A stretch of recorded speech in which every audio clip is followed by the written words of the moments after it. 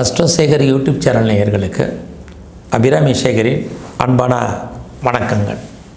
கன்னி ராசியில் பிறந்தவங்களுக்கு இந்த ஏப்ரல் மாதம் எப்படி இருக்கும் அப்படிங்கிறத பார்க்குறோம். கன்னினாலே நீங்கள் புதனுடைய ஆதிக்கத்தில் பிறந்திருக்கீங்கன்னு அர்த்தம். கோச்சாரத்தில் பார்த்தீங்கன்னா இந்த மாதம் புதன் எங்கே இருக்கார், யாருடைய நட்சத்திரத்தில் சஞ்சாரம் பண்ணுறாரு, மற்ற கிரகங்கள்லாம் எப்படி இருக்காங்க, இவர்களால் நமக்கு நன்மையா தீமையா அப்படிங்கிறத தான் இப்போ பார்க்குறோம். அப்படி பார்க்குற போது ஃபஸ்ட்டு இந்த மாதம் உங்களுடைய ராசிநாதன் பார்த்திங்கன்னா புதன், அவர் பார்த்திங்கன்னா 6ஆம் இடத்துல கோச்சாரத்தில் சஞ்சரிக்கிறார். இந்த மாதம் 9ஆம் தேதி உங்களுடைய ராசிக்கு 7ஆம் இடத்துக்கு போய் உங்கள் ராசியை பார்க்குறார். இது உங்களுக்கு பெரிய நன்மை, உங்களுடைய ராசியை பார்க்கறது.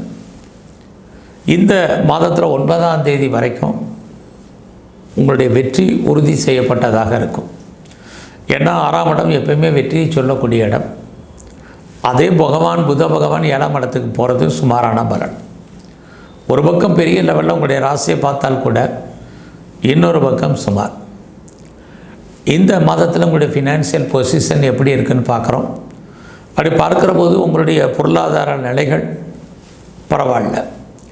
இந்த மாதம் அவசியம் இருந்தாலுடைய கடன் வாங்காதீங்க. இது ரொம்ப ரொம்ப முக்கியம். நீங்கள் கஷ்டப்பட்டு உழைச்சி சம்பாதிக்கக்கூடிய சம்பாத்தியத்தால் உங்களுக்கு நன்மைகள் உண்டு. வாய்ப்பு இருந்தால், உங்களுக்கு பொருளாதாரம் நல்லா இருந்தால் இந்த மாதம் நீங்கள் எதிலையாவது இன்வெஸ்ட்மெண்ட் பண்ணுங்கள். ஏன்னா உங்களுடைய 12ஆம் இடத்தை குரு பகவானும் சனி பகவானும் சேர்ந்து பார்க்குறாங்க.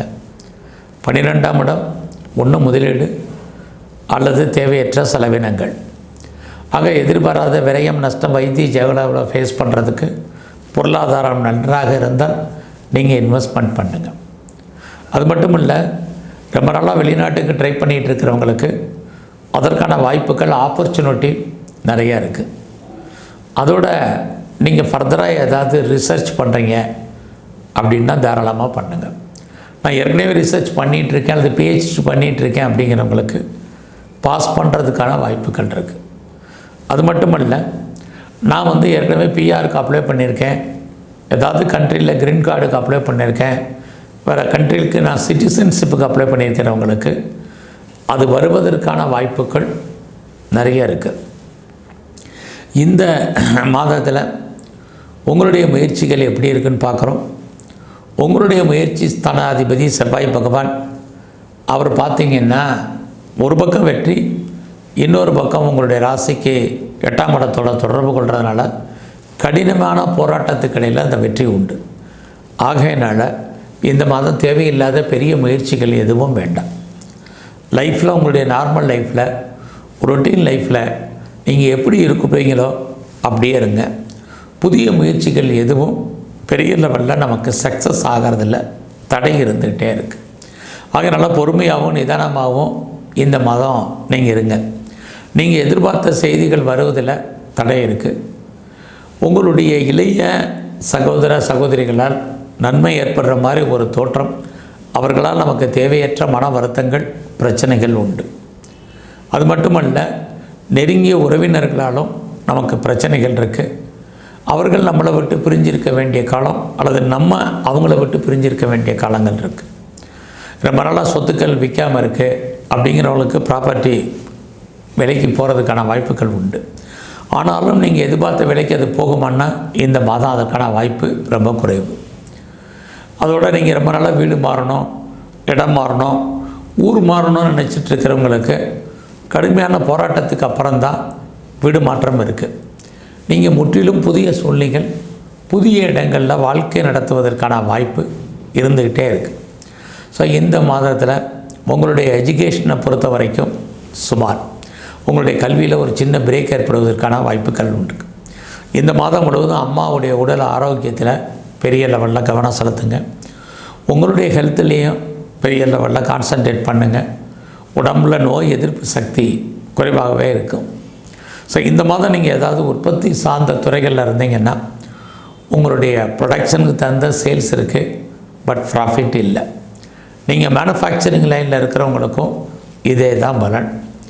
ஆக இந்த மாதத்தில் நீங்கள் ஷேரில் இன்வெஸ்ட்மெண்ட் பண்ணணும் அல்லது ட்ரேடிங்கில் பண்ணணும் வேறு மியூச்சுவல் ஃபண்டில் இன்வெஸ்ட்மெண்ட் பண்ணணும்னு நினைக்கிறவங்க பெரிய இன்வெஸ்ட்மெண்ட் வேண்டாம். இன்வெஸ்ட்மெண்ட்டு லாஸ் ஆகிறதுக்கான வாய்ப்புகள் தான் இருக்குது. ஏன்னா உங்களுடைய ஷேரிங்குரிய கிரகம் குருவோட தொடர்பு கொள்கிறதுனால உங்களுடைய பணம் லாக் ஆகிறதுக்கான வாய்ப்புகள் நிறைய உண்டு. அது மட்டும் இல்லை, ஏதாவது லாட்ரி டிக்கெட் வாங்குகிறேன், ரேஸில் இன்வெஸ்ட்மெண்ட் பண்ணுறேன், வேறு எதுலையாவது டிஜிட்டல் கரன்சி வாங்குகிறேன், கோல்டு பாண்டு வாங்கணும்னு நினைக்கிறவங்கெல்லாம் பொறுமையாகவும் நிதானமாகவும் இருங்க. எதுலையாவது சேவிங்ஸ் பண்ணணும் அப்படின்னு நினைக்கிறவங்களும் கொஞ்சம் பொறுமை. நான் முதல்ல இன்வெஸ்ட்மெண்ட்டுன்னு சொன்னேன், இப்போ சேவிங்ஸில் பொறுமையாக இருங்கன்னு சொல்கிறேன். இந்த 2 டிஃபரன்ஸையுமே நீங்கள் கவனித்து கேளுங்க. இந்த மாதத்தில் கலைத்துறையில் நீங்கள் இருந்தீங்கன்னா உங்களுக்கு பாப்புலாரிட்டி இருக்குது, பப்ளிசிட்டி இருக்குது. உங்களுக்கு கலைத்துறையால் நல்ல வருமானங்கள், சம்பாத்தியங்கள் இருக்குது. உங்களுடைய அரசியல் வாழ்க்கை இந்த மாதம் 14ஆம் தேதிக்கு அப்புறம் மிக கவனம். எதிரிகளால் உங்களுக்கு பிரச்சனைகள், போராட்டங்கள், அசிங்கங்கள், அவமானங்கள் உண்டு. ஸோ இந்த மாதத்தில் யாரெல்லாம் நீங்கள் விவசாயம் சார்ந்த துறைகளில் இருக்கீங்களோ அதெல்லாமே உங்களுக்கு சுமாராக இருக்குது. ஸோ இந்த மாதம் உங்களுடைய சர்வீஸ் எப்படி இருக்குது, ப்ரொஃபஷனை பொறுத்த வரைக்கும் எப்படி இருக்கும் அப்படின்னு பார்க்குற போது உங்களுடைய கரியர் நார்மலாகவே இருக்குது. ஸோ நீங்கள் ஐடியலாக இருப்பதற்கான வாய்ப்புகள் இல்லை. நீங்கள் வேலையை விட்டு வந்திருந்தீங்கன்னா வேலை கிடைக்கிறதுக்கான வாய்ப்பு நிறையா இருக்குது. ஒருவேளை வேலையை விட்டு வெளியேற்றப்பட்டிருந்தால் கூட ட்ரை பண்ணுங்கள், பெட்டர் ஜாப் உங்களுக்கு இருக்குது. அது மட்டுமல்ல, நீங்கள் எந்த சர்வீஸில் இருந்தாலும் சரி, கவர்மெண்ட்டில் இருந்தாலும் சரி, ப்ரைவேட் செக்டாரில் இருந்தாலும் சரி, எனி அதர் ரெஃப்யூட்டட் கன்சர்னில் இருந்தாலும் சரி, உங்களுடைய கெரியரை பொறுத்த வரைக்கும் பொறுமையாகவும் நிதானமாகவும் இருங்க. உங்களுடைய கொலீக்ஸ் உங்களுக்கு சப்போர்ட் பண்ணுவாங்க.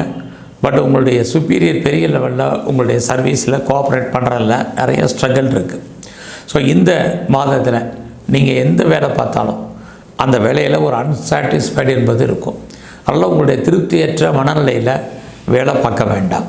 ஸோ இந்த மாதத்தில் எதிர்பாராத வேலையில் நீங்கள் லீவ் போடுவதற்கான வாய்ப்புகளும் நிறைய உண்டு. தேவையில்லாமல் கடன் வாங்காதீங்க, யாருக்கும் பணம் கடன் கொடுக்காதீங்க. அந்த பணம் திரும்ப வருவதற்கான வாய்ப்புகள் ரொம்ப குறைவு. ஸோ இந்த மாதத்தில் உங்களுடைய மேரிட் லைஃப்பை பொறுத்த வரைக்கும் நார்மலாக இருக்குது. கணவன் மனைவி கருத்து வேறுபாடுகள், சண்டை சச்சரவுகள், அதன் காரணமாக பிரிவு பிரச்சனை இதெல்லாமே இருக்குது. நீங்கள் ஏதாவது டிவோர்ஸ் அப்ளை பண்ணியிருந்தீங்கன்னா உங்களுக்கு கிடைப்பதற்கான வாய்ப்புகள் இந்த மாதம் உண்டு. ஃபர்தராக நீங்கள் ஏதாவது ஹையர் எஜுகேஷன் பண்ணுறதா இருந்தால் பண்ணுங்கள். ஏதாவது பாஸ்போர்ட் வீசா எதுவும் அப்ளை பண்ணியிருந்தீங்கன்னா அதெல்லாமே வருவதற்கான வாய்ப்புகள் உண்டு. நீங்கள் ஒன்றுக்கு மேற்பட்ட பிஸ்னஸ் பண்ணுறதா இருந்தாலும் சரி, ஒன்றுக்கு மேற்பட்ட தொழில் பண்ணிகிட்டு இருக்கிறவங்களாக இருந்தாலும் சரி, கொஞ்சம் உங்களுடைய பிஸ்னஸில் கான்சன்ட்ரேட் பண்ணுங்கள். ஸோ இந்த மாதம் முழுவதும் தேவையில்லாத மனக்குழப்பங்கள் அப்படிங்கிறது வேண்டாம். தைரியமாகவும் தன்னம்பிக்கையாகவும் இருங்க. கண்டிப்பாக கிரகங்கள் மாறும் பொழுது நன்மைகள் நமக்கு நடப்பதற்கான வாய்ப்புகள் உண்டு.